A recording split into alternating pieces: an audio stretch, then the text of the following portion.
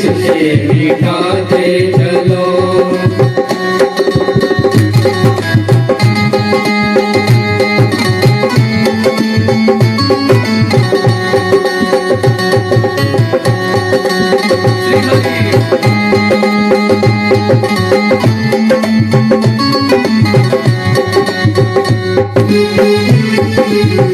सबके भक्तों ने पाई गति नाम, जप जप के भक्तों ने पाई गति नाम जप जप के भक्तों ने पाई गति नाम, जप जप के भक्तों ने पाई गति भक्त सारे इन्हीं से करे विनती, भक्त सारे इन्हीं से करे विनती, भक्त सारे इन्हीं से करे विनती, भक्त सारे इन्हीं से करे विनती। कृष्ण प्यारे को मन मेरे भाते चलो, कृष्ण प्यारे को मन मेरे साथे चलो।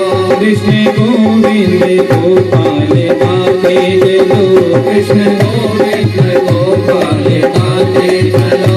मन को विषयों के विष से हटाते चलो, मन को विषयों के विष से हटाते चलो। हरे कृष्णा कृष्ण कृष्ण हरे हरे, हरे कृष्णा कृष्ण कृष्ण हरे हरे, हरे राम राम राम हरे हरे, हरे राम राम राम हरे हरे। हरे कृष्ण कृष्ण कृष्ण हरे हरे, हरे कृष्णा कृष्ण कृष्ण हरे हरे।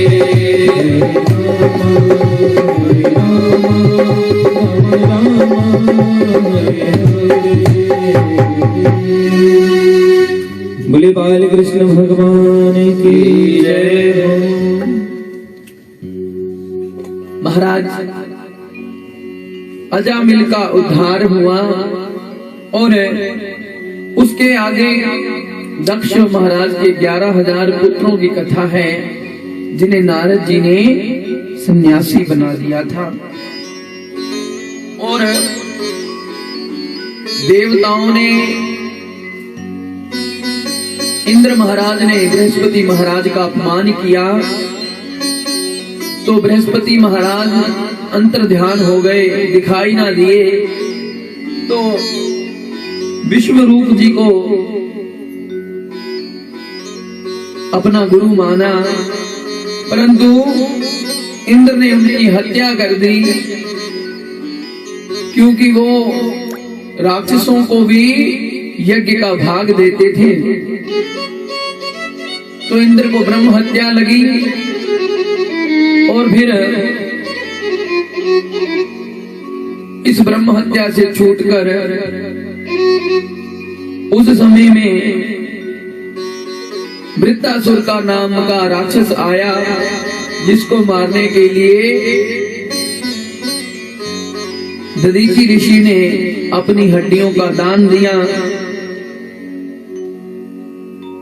क्योंकि त्वष्टा मुनि ने वृत्तासुर नाम के राक्षस को पैदा कर दिया था जो विश्वरूप के पिता थे, और उसकी मृत्यु केवल वज्र से हो सकती थी। तो इसलिए महाराज दधीचि ऋषि ने अपनी हड्डियों का दान दिया। और उसके आगे राजा चित्रकेतु की कथा है, तो उसके आगे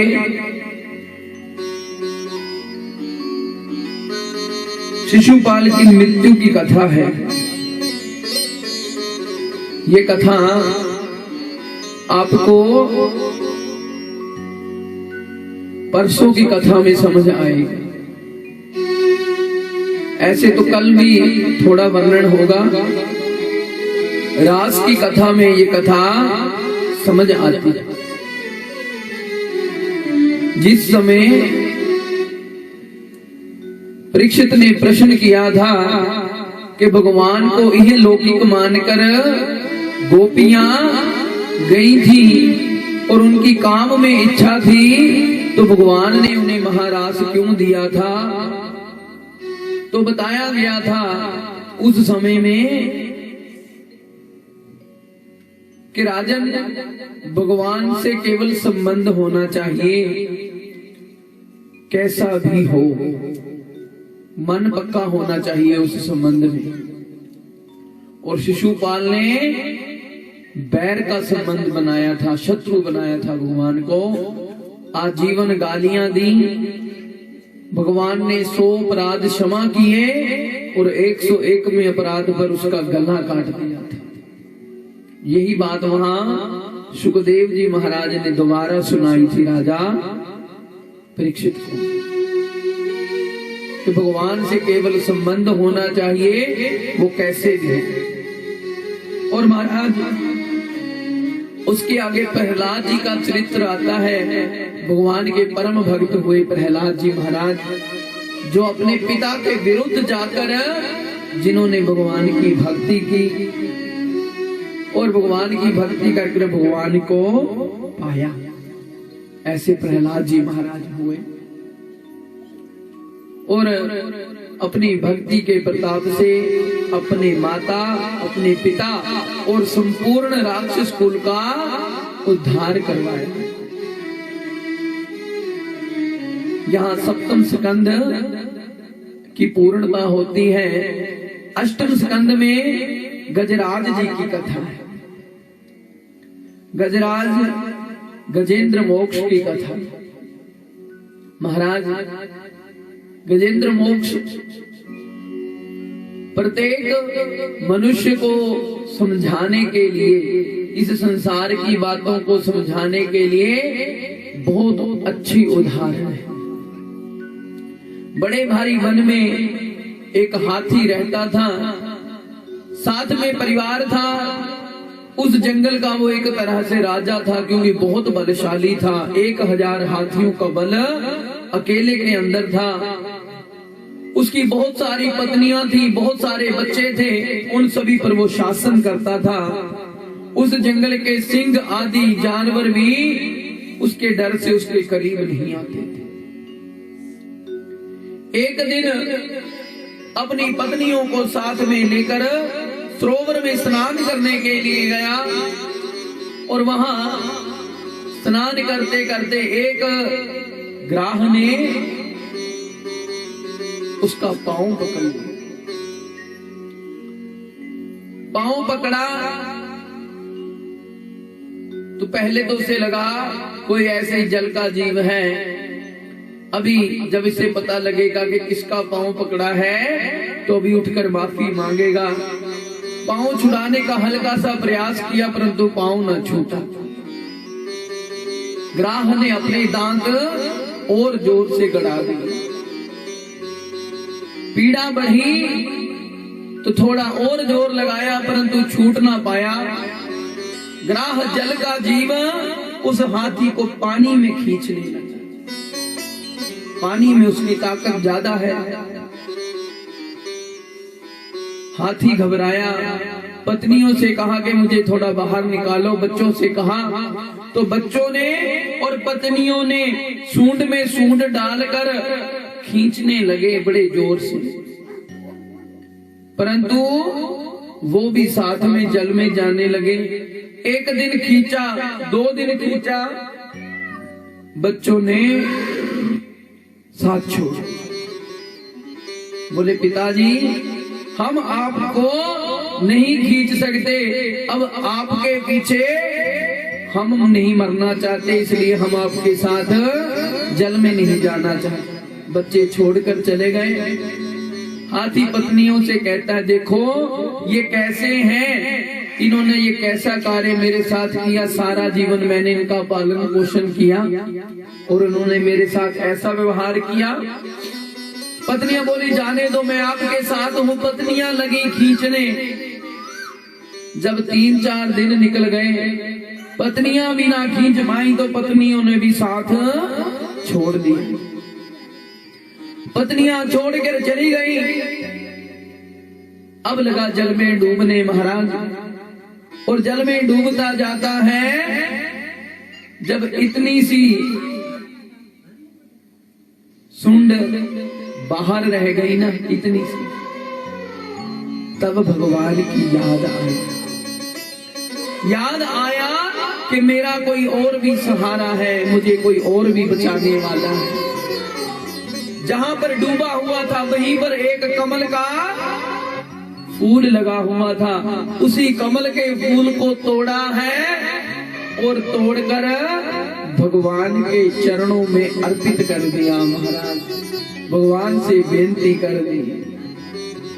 लिखने वाले ने बड़ी सुंदर कविता लिखी है कि गज और ग्राह लड़े जल भीतर, तिल भर सुंड रही जब ऊपर, तब हरि नाम पुकारी, बिन भागी जपया नहीं जाता मेरा माधव कृष्ण मुरारी।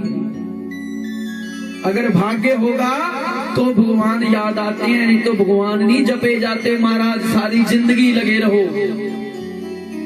अगर कोई कहे कि मैं सहज रूप से कीर्तन कर लेता हूं तो ये भगवान की इच्छा है, नहीं तो पता क्या होता है। सारी जिंदगी किए घर के काम,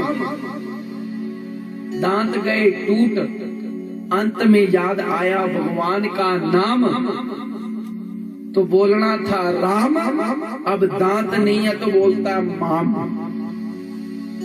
राम तो है भगवान का नाम और माम का अर्थ है मेरा। संस्कृत में बोलते हैं माम, मेरा। तो राम तो बोला नहीं गया, बोले जी माम, और जो कागज पर माम लिखा बोले जी इसको 84 के चक्कर में डालो, ये माम माम ही करता हुआ विदा हुआ संसार से। तो राम नाम जपने का जो बेला है, बहुत सुंदर सुंदर भजन है महाराज। भजन करो जवानी में बुढ़ापा किसने देखा। किसी ने पूछा महाराज भगवान का नाम लेने का सबसे सुंदर समय कौन सा है, तो जवाब देने वाले ने बताया, बोले अभी। अभी का समय सबसे सुंदर है, अभी नाम ले लो कार्य बन जाए। तो महाराज गजराज ने भगवान का ध्यान किया। भगवान ने क्या किया, उसी समय भागे भागे आए। सुदर्शन चक्कर से पहले ग्राह का गला काटा, भक्त को आजाद करवाया, फिर गजराज को मोक्ष प्रदान किया। बाहर जल से बाहर लेकर आए, भगवान का भक्त बन गया। कितनी सुंदर शिक्षा है। ये तालाब, ये संसार है, गजराज हम हैं, पति पत्नियां हमारे संबंधी हैं, बच्चे हैं हमारे जिनके लिए सारा जीवन कमाया। अंत के समय में जब बुढ़ापा आया तो पहले बच्चे किनारा करते हैं, फिर जब पत्नी भी खुद भी वृद्धा है उसका भी बस नहीं चलता महाराज। जब बस नहीं चलता और मनुष्य अवजार हो जाता है तो ये जीवन बेकार हो जाता है। फिर भगवान की याद आती है और भगवान तो शरणागत वत्सल है, वो तो अपनी गोद में ले ही लेते हैं, ज्यादा समय नहीं लगता। तो महाराज गजराज को भी थोड़ा ध्यान आया भगवान का। भगवान ने परम गति प्रदान की। आगे की कथा में इंद्र महाराज की कथा है, राजा बलि की कथा है, समुद्र मंथन की कथा है। बड़ी सुंदर कथा है महाराज।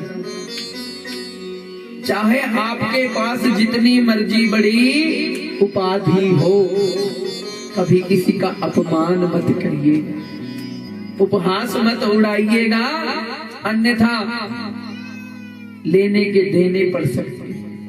कभी अपने गुरु का, कभी किसी सन्यासी का, किसी साधु का, किसी संत का गलती से भी अपमान मत कर दे। महाराज